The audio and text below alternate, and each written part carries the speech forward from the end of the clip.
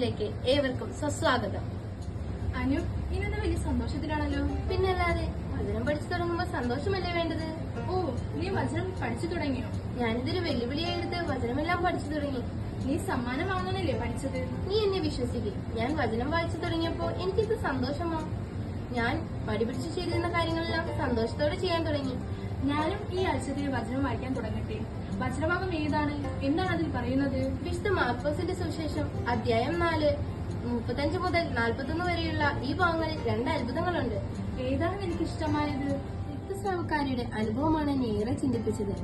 അവളുടെ സംശയവും ഭയവുമാണ് ഈശോയോട് ചോദിക്കാൻ മടി കാണിച്ചത്. അവൾ സൗഖ്യത്തിന് അർഹയല്ലെന്ന് അവൾക്ക് ബോധ്യമായി. പക്ഷേ അവളുടെ വിശ്വാസവും ആഗ്രഹവും അപാരം തന്നെ. എന്നിട്ട് എന്ത് സംഭവിച്ചു? വേഗം പറയൂ. രക്തസ്രാവക്കാരി ഈശോയുടെ വസ്ത്രത്തിന് തുമ്പിൽ തൊട്ടപ്പോൾ തന്നെ സുഖം പ്രാപിച്ചു.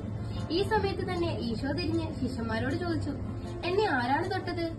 ഇത് കേട്ട് ശിഷ്യന്മാർ പറഞ്ഞത് എന്താണെന്നോ? എല്ലാവരും മുട്ടിമുട്ടി തിരക്കിട്ട് പോകുമ്പോൾ ഗുരു എന്ത് ചോദ്യമാണ് ഈ ചോദിക്കുന്നത്? ശരീരത്തിൽ നിന്ന് ശക്തി ഒഴുകിയതായി യേശുവിന് മനസ്സിലായി. ഇത് കേട്ട് രക്തസ്രാവക്കാരി ധൈര്യത്തോടൊപ്പം അല്പം പേടിയോടെ സംഭവിച്ചതെല്ലാം ഈശോയോട് പറഞ്ഞു. നമ്മുടെ വിശ്വാസം എവിടെയാ കിടക്കണേ? വെറും 0 മാത്രം. കൂട്ടുകാരെ, നിങ്ങൾക്കും ആഗ്രഹമില്ലേ ഈശോയെ സ്പർശിക്കാൻ? ഈശോ നിങ്ങളെ തിരുവചനത്തിലൂടെ ക്ഷണിക്കുന്നു. വരൂ, നമുക്ക് ജീവനുള്ള വചനത്തെ മുറുകെ പിടിക്കാം. നമുക്കും ഉണ്ടാകട്ടെ ഒരു അത്ഭുതം. ഈ സ്ത്രീയുടെ ആഴമേറിയ വിശ്വാസത്തിലേക്ക് നമ്മുടെ ശ്രദ്ധയും ക്ഷണിക്കുന്നില്ലേ? അതെ, നമ്മുടെ കൂട്ടുകാരൻ മനുവിന്റെ രോഗസ്ഥിതി അറിയാമല്ലോ. ഡോക്ടർമാരൊക്കെ കൈയൊഴിഞ്ഞ കേസാ. ഈ കേസ് നമുക്ക് ഈശോയ്ക്ക് കൊടുത്താലോ? ഉറപ്പായും ഈശോ സുഖമാക്കും.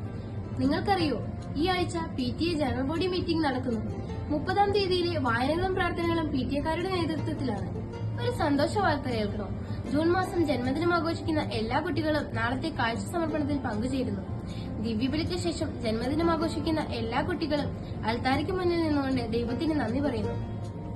റെക്സിനച്ചൻ കഴിഞ്ഞ ആഴ്ചയിൽ വിശുദ്ധ കുർബാനയിൽ പ്രാർത്ഥനകൾ എല്ലാവരും കൊണ്ട് പറയിപ്പിച്ചത് നല്ലൊരു മാറ്റത്തിന് തുടക്കം കുറിച്ചു അല്ലേ? കഥയിലൂടെ സുവിശേഷ ഭാഗം വിശദമാക്കിയത് എല്ലാവർക്കും ഇഷ്ടമായി.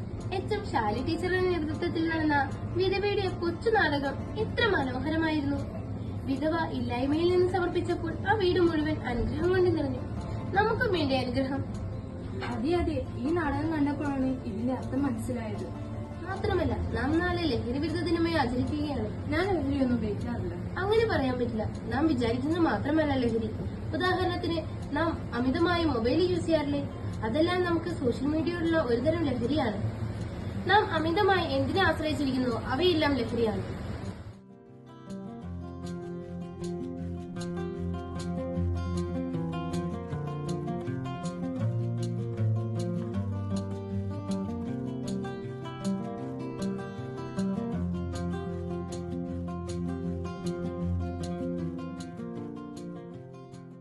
അടുത്ത ശനിയാഴ്ച വൈകിട്ട് 7 മണിക്ക് ആന്റോണിയ അപ്ഡേറ്റ്സുമായി ഞങ്ങൾ വീണ്ടും വരുന്നതായിരിക്കും.